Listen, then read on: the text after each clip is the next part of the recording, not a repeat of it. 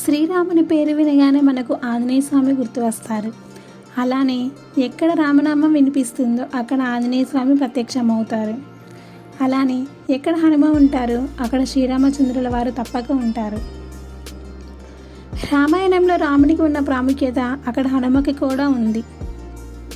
రాముడిపై ఉండే భక్తికి, ప్రేమకి, విధేయతకి ప్రాణం పోస్తే ఆ ప్రాణానికి హనుమంతుడి రూపం అవుతాడు. అలాంటి హనుమంతుడిపై రాముడికి ఎనలేని నమ్మకం. వారిది సోదరులకు మించిన స్నేహానికంటే విలువైన తండ్రి కొడుకుల సమానమైన బంధం. ఈరోజు ఈ వీడియోలో అసలు ఆంజనేయ స్వామి జన్మరహస్యం ఏమిటి, ఎలా జన్మించారు, ఆయనకి హనుమంతుడు అనే పేరు ఎలా వచ్చింది, ఇలాంటి ఎన్నో విషయాలను ఈ వీడియోలో తెలుపబోతున్నాను. హనుమంతుని జన్మరహస్యం ఏమిటి అనేది చూద్దాం.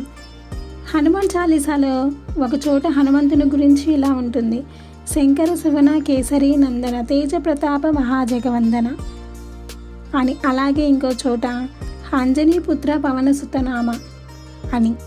వీటిని బట్టి చూస్తే ఆంజనేయుడు శంకరుడికి కుమారుడు, కేసరికి సుతుడు మరియు వాయువుకి కుమారుడు అని.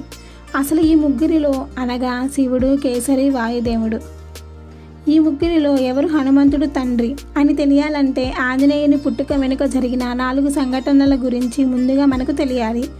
మొదటి సంఘటన ప్రకారం ఆంజనేయ స్వామి పుట్టుకకు బీజం పడింది దక్షయజ్ఞంలో. అదేంటి, దక్షయజ్ఞం ఒక యుగంలో జరిగింది, ఆంజనేయుడి పుట్టుక వేరొక యుగంలో జరిగింది. ఈ రెండింటికి సంబంధం ఏంటి అంటే, దక్షయజ్ఞం పూర్తయిన తర్వాత దక్షాయిని అమ్మవారు తన శరీరాన్ని వదిలేసింది.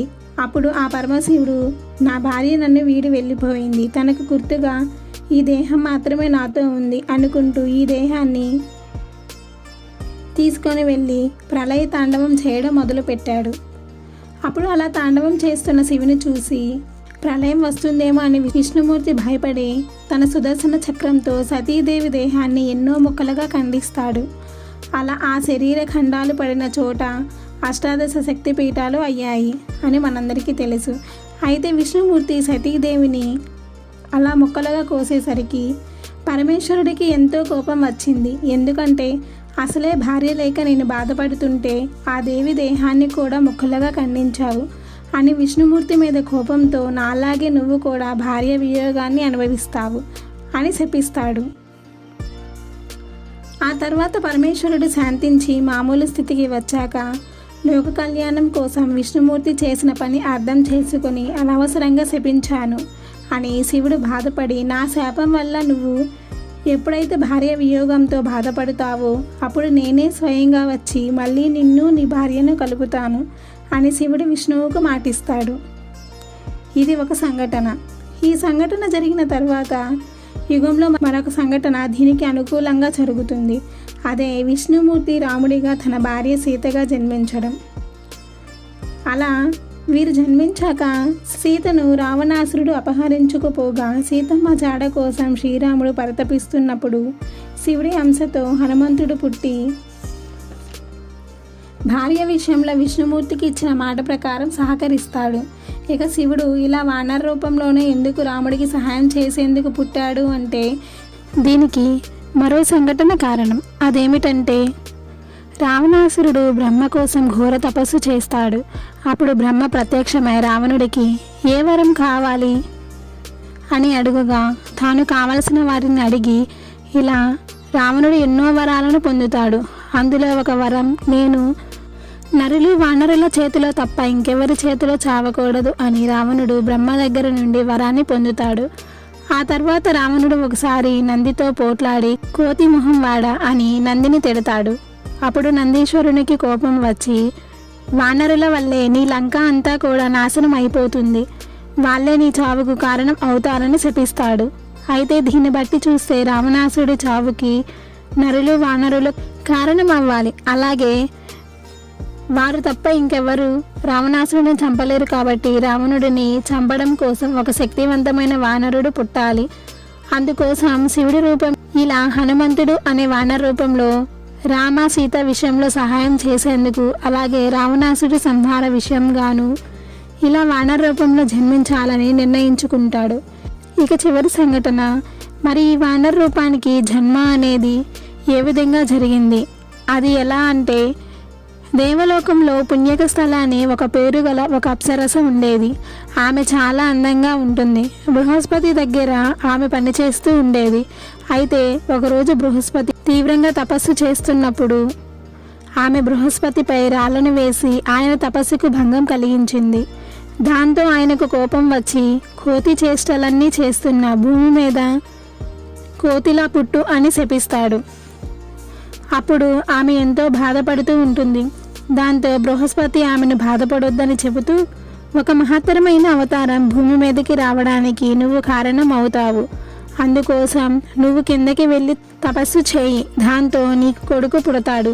ఆ తర్వాత మళ్ళీ నీ రూపం నీకు దక్కుతుందని చెప్తాడు.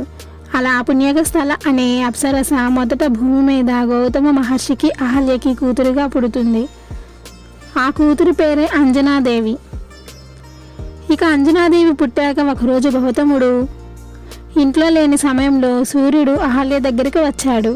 అప్పుడు ఆ సూర్య తేజానికి అంజన తన చూపు కోల్పోయింది. తర్వాత అహల్యకు సూర్యుని వల్ల 2 కొడుకులు పుడతారు. ఇలా అహల్యకు మొత్తం 3 పిల్లలు, అనగా అంజనాదేవికి 2 తమ్ముళ్ళు కలుగుతారు. వీరి పుట్టుక విషయం గౌతముడికి తెలియదు. 2 కొడుకులు తన పిల్లలే అనుకుంటాడు. ఇక తర్వాత ఒకరోజు గౌతముడు తన కొడుకుల్ని ఎత్తుకొని కూతుర్ని నడిపించుకొని సముద్ర తీరంలో ఉంటే, నీ కూతురిని నడిపించి పరుల బిడ్డలను ఎత్తుకుంటావా అని కూతురైన అంజనాదేవి తన తండ్రి గౌతముడితో అంటుంది.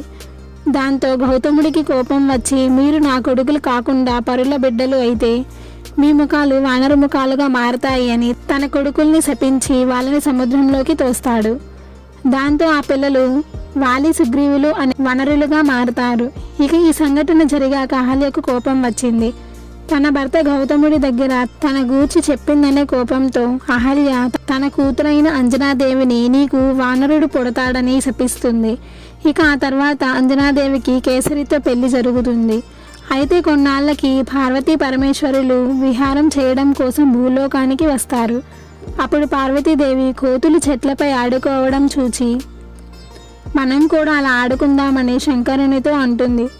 దాంతో పార్వతీ పరమేశ్వరులు కూడా వానరుల్లాగా మారిపోయి ఆడుకుంటారు. దాంతో పార్వతీదేవి గర్భవతి అవుతుంది. కానీ ఆమె ఆ శక్తిని భరించలేక శివునితో చెప్తుంది. అయితే పార్వతీదేవి శక్తిని భరించలేకపోవడం ఏంటి అంటే, ఇక్కడ విషయం ఆంజనేయ స్వామి పుట్టుక జరగాలి కాబట్టి ఈ లీల అంతా జరుగుతుంది. అలా పార్వతీదేవి గర్భాన్ని పరమేశ్వరుడు వాయుదేవుడికి ఇచ్చి అంజనాదేవి గర్భంలో ప్రవేశపెట్టమని చెప్తాడు.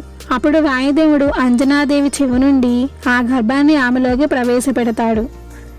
అలా అంజనాదేవికి ఒక కొడుకు పుడతాడు. అతడే వానరుడైన ఆంజనేయుడు. ఇలా ఇన్ని రకాల సంఘటనలు జరిగాక గాని ఆంజనేయుడు పుట్టుక అనేది జరుగుతుంది.